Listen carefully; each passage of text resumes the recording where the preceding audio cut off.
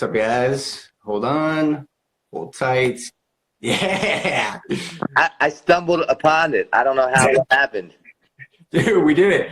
I'm like, starting to break a sweat, you know? I got my little do-rag here. What's up, brother? How are you, man? Good, good. Third time. Do I need a brighter lighting? No, I think you're good. Looking good. Am I setting the mood?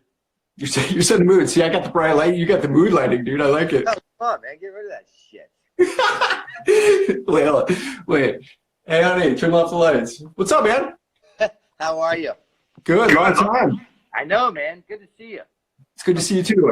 How's the house? Good, good. I'm in my office right now. See this wood beam? Yeah. From the 1830s. Nice. Wood Nice. beam, 1830s. They don't make it like that anymore. That shows I'm getting fucking old when I say shit like that. Well, dude, check this out. This is actually wallpaper, dude. Wallpaper. I told my wife, I'm like, I need a background. Can you hook me up? So she threw down some wallpaper. Oh. Fix right there. Yeah, man. Well, let's get into it, you guys. I want to say thank you for being a part of Recovery Rockstar's Top 3 for Recovery. Yeah. I have to plug this because these are supposed to be, shorter videos. So if you guys haven't listened to our podcast or you don't know Brandon's story, straight up go to recoveryrockstars.com. Check out the podcast section. It's cool. Brandon was actually podcast number 13, which is Brandon's lucky number. Yeah, I have it tattooed right here. If you can see it. Yeah, I see it. There it is. Dope, dude. And all right, tell everybody who actually did that tattoo. Oh, from Neverending Story, Noah is his real name, Noah something, but in the movie he is Artreu. Artreu did it. when you told me that story originally, I was blown away. That's so awesome. Artreu from the Neverending Story tattooed that on me. Pretty exact. Right there. So it looks like most of your fans are on right now. So for those who don't know you, you're a pro skater, MTV celebrity, Jackass alumni, author. You've written a couple of books, and most importantly, you're a recovery advocate. Yeah. People will go through my list of titles of who I am, what I've done, and what I'm trying to do in this world. And it's so ironic and rather funny that, and even for me, for many years, the very last one listed or stated, even when it came from my mouth, was a person in recovery or long-term recovery. And that was because I just didn't understand for years how important, how essential, and how relevant that it is that I keep my recovery first. Because the moment anything comes before any of that, any of those other things take precedence over my recovery, I'll fucking use again. I've seen me do it. So yeah, I do a whole lot of things, but none of them are possible if I'm not sober and I don't have a God of my understanding in my life. Yeah. So this is huge. Actually, May 25th, 2015 was your sober day. So you're almost 4 years clean, dude. Yeah, coming up on 4 years. I think this year, my second year, I flew to Paris and I went and got my AA medallion in a random Alcoholics Anonymous meeting. My third year, literally on the third year date, I bought this home that I'm sitting in. And my fourth year, I think we're going to go to Amsterdam. Nice, man. Nice. Hey, by the way, we're getting some comments. It says your mic is a little whacked. Is your phone up too high or too low, or what's going on here? Oh, I had a little makeshift thing set up here that was probably fucking it up, but now I'll try a different makeshift thing. Like MacGyver over here. How's that? Microphone, people. Oh, much better, dude. Perfect. Fun too, is it? So let's go back to the beginning, man. So the age of 7, you picked up your first skateboard. Yeah. Age of 15, you were traveling the world. And then, I remember from our podcast, you went from drinking to weed to Xanax to fucking heroin. Yeah, the typical progression, But I wasn't that guy that, when I found my first drink or my first drug or took that first substance that allowed me to escape my reality, I wasn't that guy that found that and said, this is it. This is my calling. This is my lifelong deal right now. I wasn't the guy that lacked self-esteem and was like really depressed about life or these debilitating ailments, right? I was the kid. I wasn't the kid that walked in class 20 minutes late thinking that everyone was staring at him. I was the kid that walked in class 20 minutes late thinking that everyone was waiting for him. Right? Yeah. That's just my story, because the reality is what skateboarding did for me at a young age, right? At the age of 7, 10, 12, 15, you give me a skateboard and you put me in a room full of the most beautiful models in the world, I'll think that not only have they been waiting for me, but they're dying to marry me, right? So that's what skateboarding did. But ironically enough, drugs and alcohol took the place of that skateboard. Fast forward 25 years later, or 25 years old, I'm a homeless heroin addict on the streets of Baltimore City selling my ass for $40. But you give me some heroin, I'll think that same room full of beautiful models are not only waiting for me, but are dying to marry me, you know? That's insane. So I know you were drinking, you were fucking partying, you started doing heroin. Do you remember, did you have like a oh fuck, oh shit moment? Or a few moments? I mean, like you said, you were selling yourself on the street from being a professional skateboarder. I know you're part of the Jackass crew. You've seen some shit. Yeah. No, there was no part in my story or life where I tried to seek redemption while in the middle of a full-fledged mission of getting high. You know what I mean? Like, I knew my story was going to end one of two ways. It was either going to be that I got sober or that I died while using. It was never like me being okay with getting high the rest of my life. But I would just use till I could not use anymore because I ran out of finances or people or options, opportunities, resources. And then I would run into a rehab. And I would do really well for 30 days, 60 days. But what I would do is I would loiter with the intent to recover, right? Like I would get a sponsor, I'd get a home group. I fellowship really easy. I'm a people person. But then you say work those 12 steps. And I'm like, come on, are we going to fucking keep overreacting again? And what happened inevitably is left to my own devices. And what that looks like is Brandon attends Brandon's Anonymous. Brandon only sponsors Brandon, and Brandon is Brandon's God. Then for the life of me, how the fuck am I standing on the corner of Eastern Avenue and Patterson Park selling my ass? How the fuck am I making my mother go buy me a plot on Mother's Day 8 years back because she's in fear that, like, when she dies, who's going to take care of me? You know, and up to that point, it was okay. Why? Because every time I put a shot of heroin in my arm, a glass of wine in my mouth, a pill down my throat, the delusional effect was always produced without fail, which would allow me, Brandon Novak, to escape the reality that I had created for myself yet again. So it was fine. Ignorance was bliss, right? But what do I do when I'm a 35-year-old homeless heroin addict? My worldly possessions consist of 8 scarves, 2 jackets, 3 socks, 1 stick of deodorant, fits into a bag, doubles as a pillow, a needle, a spoon, a restraining order, and 4 cigarette butts that I just picked up off the ground. I'm the kind of alcoholic at that point that wants to kill himself, but I don't want to hurt myself in the process. I'm fucking horrible at suicide because I keep waking up. And no matter how much heroin and cocaine I put into my arm, I literally cannot put another drop of water in the syringe because, like, the plunger will pull out. And that delusional effect is no longer produced, meaning that I can no longer escape the reality that I had created for myself. That moment of clarity that is talked about happens in my life now when I'm high and when I'm sober. Fuck, what do? I came way too far to turn back now, and the shit has stopped fucking working. So with that, I know you said you were in and out of 13 rehabs. Yeah. How did you finally get clean? I like to say I dumbed my way into it this time, right? Because I'm the kind of guy that I'll outthink myself out of every situation, out of facility, out of any kind of source of help. I'll outthink myself out of that position. I've seen me do it so many times. But what I learned, right, walking into that 13th inpatient treatment center, I was so tired of getting high, but I just couldn't stop getting high. And then the only way I had the ability to stop is when it stopped working, right? Because I'm not clever enough to figure out how to put this thing down. So for the first time, the last 4 previous times walking into this 13th inpatient treatment center, they would say, okay, Mr. Novak, your insurance covers 90 days. And I'd say, in theory, 90 days sounds great, but in reality, I'm more of like a 45-day kind of fellow because I have this woman to do, this state to go to, this job to fulfill.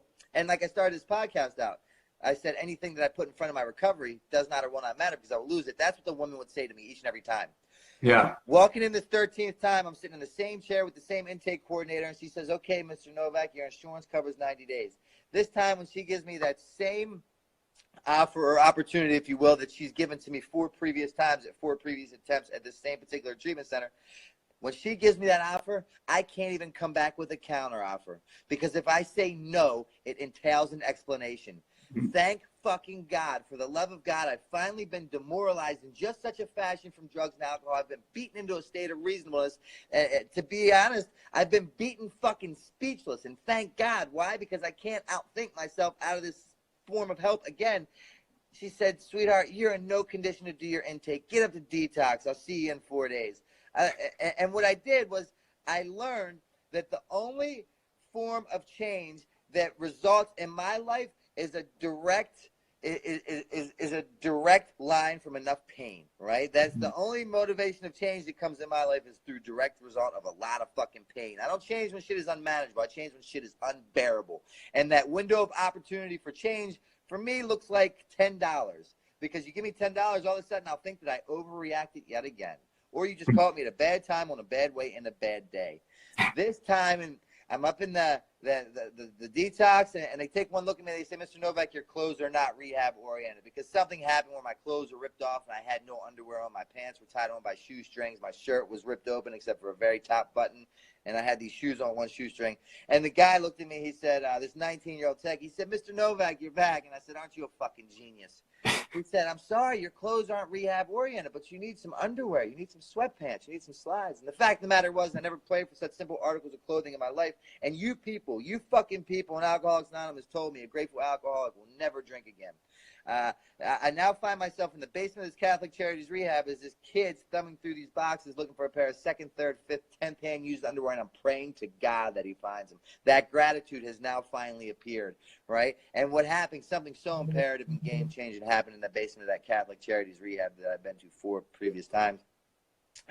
The God of my understanding showed up in the form of a gift of desperation. The pain had become great enough that I had became willing to do whatever they said. So when he couldn't find the underwear, he found some women's clothing, and I became willing to wear these clothing. You know, my God, right? Because I am not clever enough to lift me of the obsession or rid me of the desire to quit drinking or drugging. If I was able to do that, I would have did it years ago. I can't do this alone. I had to have that spiritual experience, and that took place May 25th, 2015 in the basement of that Catholic Charities rehab through a direct result of a lot of fucking pain. Yeah. So a lot of pain, and now that you're almost 4 years clean, tell me, what does life look like for you now that you're free from addiction? I remember, you know, I take heed. I really took heed what they told me in that facility, because I was beaten so bad. I experienced a sense of willingness unlike anything you could ever imagine, right? Like if they told me on day 3, I want you to get naked, go to the corner of this treatment center, stand on your head and jerk off for 3 months straight, I would have did it, no problems asked. Why? Would have been a little tough, but you would have done it. Fuck, I would have did it, man. Because I wasn't the kind of alcoholic that was scared of dying, right? Like dying was kind of welcome to me. Right? Because then the fight's over. I don't have to suffer anymore. My people don't have to suffer. I don't have to continue to hurt and agonize all these people I really love, and I don't want to hurt. But the reality is, it's not personal. It's just business when it comes to this deal. So what scared me is like going back out, drinking, shooting heroin, doing what I do, and not fucking dying, and waking up every day continuously having to do things I don't want to do to get another one, and then to get that one, to put it in my arm, and it doesn't even work anymore. Delusional effects no longer produced. I can't escape my reality. I'm fucking in that. Oh God. So what they told me was, they said, hey kid, stick to the basics, so God willing you don't have to go back to the basics. Keep it clear cut, direct, and honest. Because I told you I'll outthink myself out of this. I love accessories. I'm like an accessories whore. I like big words. I like distractions. I like glitter. I like fucking women. You name it, I like it. If it distracts me from the fucking point at hand. And I took heed to that. And they told me to get a sponsor and work the steps. I got a sponsor. I experienced the steps. 1 to 2 made no sense. 2 to 3 made no sense. 3 to 4, 4 to 5, 5 to 6, 6 to 7. None of them made any sense, but the willingness was there because I had a direct result of a lot of fucking pain. And what I realized, for out of all those 13 inpatient treatment centers, the first previous 12, walking into them, I possessed this job, and this job put me in a lot of positions I didn't like to be in, and it made me feel a lot of pain I didn't want to feel. And that job consisted of knowing everything, right? So when you tell me what I need to do, I tell you why you need to fuck off, because I think that I know. All of a sudden, standing in the basement of that 13th inpatient treatment center where I met the God of my understanding as a direct result of the gift of desperation, I had a moment of clarity, and this was like the equivalent of solving world hunger. I came up with the realization that what I do know is that I don't fucking know. And my very best thinking gets me here time after time after time. So what I realized, right, I come in, I get into the work, I go full force, is that the drugs aren't my answer. The drugs aren't my problem. They're my solution. You take my solution away, I'm left with my real problem, me, my thinking, my attitude, my behavior. All of a sudden, I don't have my solution. I don't have the bag. I don't have the bottle. I don't have the pill. I don't have the needle. I'm like a stranger in my own skin trying to figure out who the fuck let me in and why. So what I say is the God of my understanding brought me to Alcoholics Anonymous, and Alcoholics Anonymous via the 12 steps have brought me back to the God of my understanding, to where now I'm literally a free man that can go anywhere with anybody anytime I like. You know, but the reality is, when I say that I'm an alcoholic, when I say my name's Brandon, I'm an alcoholic, that's real simple what that means. It means that I'm defiant by nature, I hate authority, and I will not conform unless it becomes my idea. Right? Because you tell me what I need to do, I tell you I need to fuck off because I think I know. And the scary thing is that my resume states that I kind of know some shit, right? Because I did some shit that people equate to success, happiness, some even dream of doing. But despite all that bullshit, all these successful accolades that I had achieved, right, what I came to the realization standing in the basement of that 13th inpatient treatment center, a 35-year-old homeless heroin addict, as a 19-year-old tech looks for some used underwear for me, and I'm praying to God he finds them, is that I know that I don't fucking know. So I come in, I get into the work. What I learned is that expectations are nothing but unfulfilled resentments, right? Therefore, if I've set an expectation on you and you don't succeed or meet or fulfill it, I'm fucking furious. And what do I learn throughout the program? Resentments are our number one offenders, and I cannot afford them. Because to drink is to die for me, right? So I just came in, and what happens is, right, I know that I don't know what that looks like, is that for the first time in my 13 attempts is that I had no plan. And that lack of plan has produced the best of plans. Because it got me out of my way. I didn't have to think myself out of it anymore. Love it. All right, man. So hit me up. I want to hear your top 3 tips to get clean and sober and stay clean. Well, what I do to stay sober on a daily basis, or what I do to get. You said get or stay. That's 2 different things you asked there, pal. Let's stay with stay. Stay. Okay. What do I do to stay sober? You're going to laugh me off the block with this one, but it's something I do every morning. I wake up and I make my bed. That's number 1. It's a big fucking deal to me. Number 2, I follow from making my bed to getting directly on my knees. And I thank God for everything he's given me, everything that he's taken from me, everything that he has in store for me. And I ask him to watch out for me throughout another day, and ask him to give the desire to drink or drug, because I'm not capable of doing something so clever as that. And what else I do is I don't lie, I don't cheat, I don't steal, I don't manipulate. All right. What I've learned is my life boils down to 2 simple words: intentions and motives. And as long as my intentions are sincere and my motives are proper, I have a very prosperous life. As soon as I have an agenda or a modus operandi, or smoking mirrors, if you will, my life isn't that peaceful, man. You know, all I really try to do is, because I didn't do any of this. I'm not responsible for any of this. Everything is God. Everything is God. So as long as I keep my conscious contact clear with my higher power, there's nothing I can't handle. But the moment I start letting that thing block out, all of a sudden I stop going to meetings. Then I stop talking to other people in recovery. Then I start thinking you guys are fucking liars. You guys are a bunch of cult members. You guys really didn't like me. You guys were probably fucking drinking the whole time. You've never been sober. You know, then what's next? I think I could successfully have a glass of wine now. Right? That's what happens to me. Yeah. Yeah. Well, thank you for that. I kind of want you to give a shout out to your mom, because she stood by your side, right? And I remember for our podcast, man, you're a mama's boy. She's been there for you. And she couldn't be more proud of where you're at right now, right? Yeah, yeah, yeah. You know, that's the woman, man. That woman, she was the one that went to God. She went to church across the street, and Father Mike saw her crying in the pew. I told this story on the podcast, but I love it so much, I'll tell it again. He sees her crying uncontrollably, and he said, Miss Pat, what's wrong? Miss Pat, my mother says, Father Mike, it's Brandon. He's never been worse. He said, I'm sorry, Kev. Went to God with one prayer. And Father Mike said, oh, yeah, Miss Pat, what's the prayer? Miss Pat, my mother said, Father Mike, it's very simple. The prayer consists of God, please cure him. God, please kill him. Or God, please kill me because I can't take it anymore. And Father Mike looked at my mother for the first time in his life, and he said, how dare you go to God with a plan like that about your son? God has a plan for your son. You don't know what it is. Brandon doesn't know what it is, and I don't know what it is. And thank God I didn't know what it was, because I would have fucked it up. You know what I mean? So, Yeah. so thank God I just realized that I know that I don't know. The common denominator in my problems are me, the thinking, the attitude, and the behavior. There is no their part. And for my mother loving me when I didn't love myself, for my mother showing up for me when I didn't show up for myself, for my mother praying for me when I didn't pray for myself. Without her, I would definitely not be here today. Nice, man. Nice. So what's up next for you? What are you up to? I know you're doing some events. I know you're doing a lot of speaking. You've got your own podcast now. Yeah, yeah, man. I have so much stuff going on that I could tell you like 8 of them, and I'd forget like 12 of them. So the best way to do it is you just go to BrandonNovak.com. That's all one word. That's my website, and everything is encompassed in that website.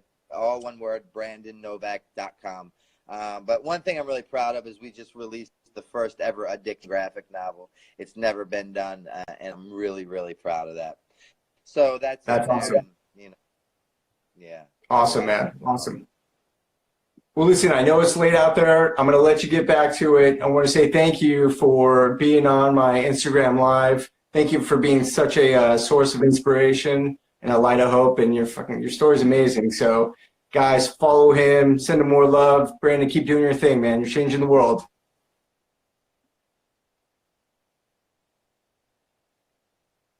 Can you hear me? Oh.